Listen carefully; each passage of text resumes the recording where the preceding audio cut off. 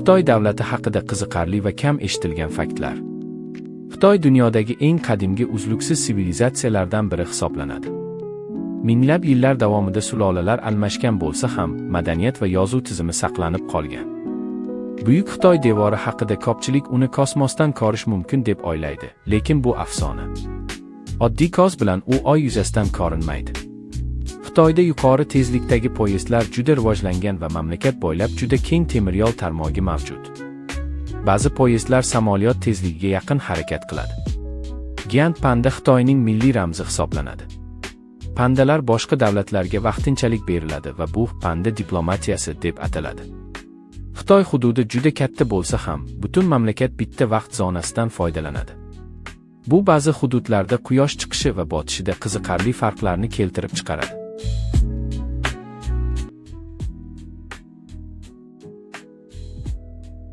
Shangjaji milliy o'rmon bog'idagi baland tosh ustunlar mashhur film Avatar'dagi suzib yuruvchi toklarga ilhom manbai bo'lgan. Harbin shahrida qishda havo juda sovuq bo'ladi va u yerda ulkan muz shaharchalari quriladi. Xitoyda ayrim qishloqlarda odamlar g'or uylarda yashaydi. Bu uylar yozda salqin, qishda esa iliq bo'lib turadi. Uch daralar togoni dunyodagi eng yirik gidroelektr stansiyalardan biri hisoblanadi va hatto yer aylanish tezligiga juda kichik ta'sir ko'rsatgani aytiladi. Shenzhen qisqa vaqt ichida kichik baliqchilar qishlog'idan ulkan texnologik markazga aylangan. Hanging Temple tog yonbag'riga osilib qurilgan noyob ibodatxona bo'lib, u yerda buddizm, daoizm va konfutsiylik unsurlari bir joyda uyg'unlashgan. Lesan buddasi qoyaga oyib ishlangan ulkan haykal bo'lib, u daryo bo'yida joylashgan va asrlar davomida saqlanib kelmoqda.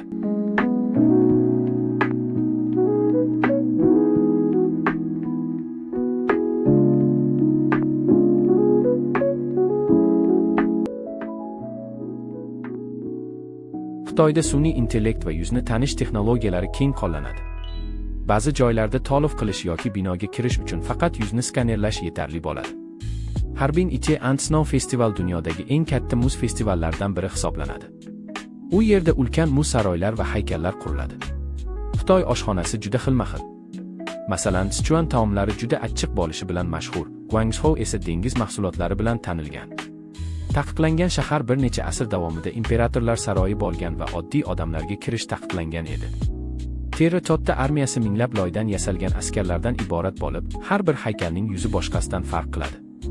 Ular qadimgi imperator qabrini qo'riqlash uchun yaratilgan. Xian qadimgi Ipak yo'lining boshlanish nuqtalaridan biri bo'lgan. Bu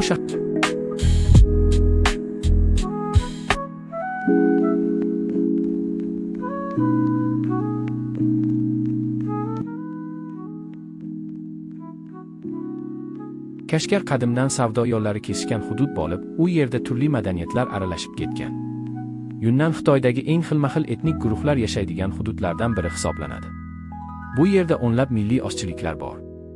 Xonki Xani guruch terasalari tog yonbag'irlarda zinapoya shaklida qurilgan bo'lib, ular juda qadimiy sug'orish tizimiga ega.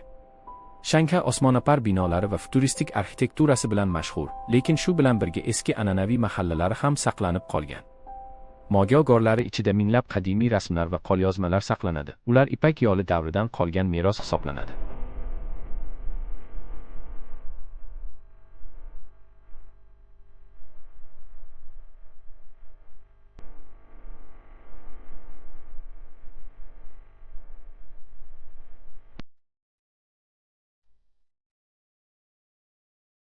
Mamlakat mobil to'lov tizimlari bo'yicha juda rivojlangan.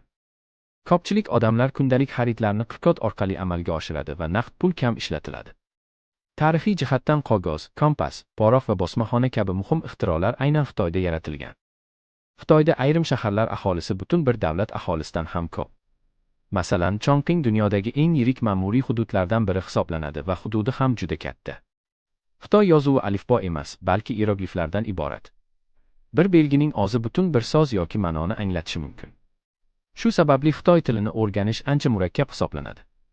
Yangtze Osiyodagi eng uzun daryolardan biri bo'lib, u Xitoy iqtisodiyoti va qishloq xo'jaligida juda muhim rol o'ynaydi.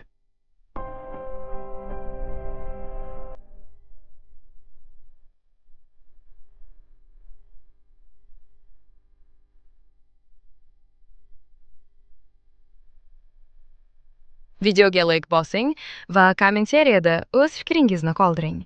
Rahmat!